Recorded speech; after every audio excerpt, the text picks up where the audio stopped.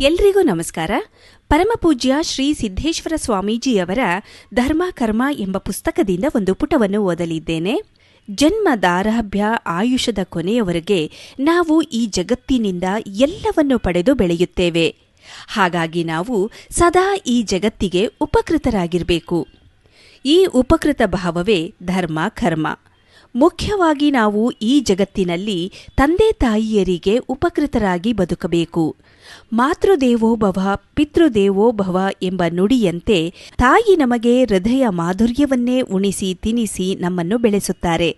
ನಮ್ಮ ಕಣ್ಮನಗಳಲ್ಲಿ ವ್ಯಾಪಿಸಿರುವ ಹೃದಯ ಮಾಧುರ್ಯವೆಲ್ಲವೂ ಆ ಮಾತೆಯ ಕರುಣೆ. ತಾಯಿಯು ನಮ್ಮ ಮಡಿಗೆ ಪ್ರೀತಿಯ ಹೂವನ್ನು ಮುಡಿಸಿದರೆ ತಂದೆಯು ನಮ್ಮ ಕೈಗಳಿಗೆ ದುಡಿಯುವ ಶಕ್ತಿ ಸಾಮರ್ಥ್ಯವನ್ನು ನೀಡುತ್ತಾರೆ. ತಾಯಿ ಹೃದಯವಂತಳಾದರೆ ತಂದೆ ಶಕ್ತಿವಂತರು.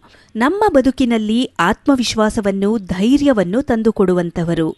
ಅಂತಹ ತಂದೆ ತಾಯಿಯರಿಗೆ ನಾವು ಸದಾ ಚಿರಋಣಿಯಾಗಿರಬೇಕು ಎಂದು ಪರಮಪೂಜ್ಯ ಶ್ರೀ ಸಿದ್ದೇಶ್ವರ ಸ್ವಾಮೀಜಿಯವರು ಧರ್ಮ ಕರ್ಮ ಎಂಬ ಪುಸ್ತಕದಲ್ಲಿ ವಿವರಿಸಿದ್ದಾರೆ.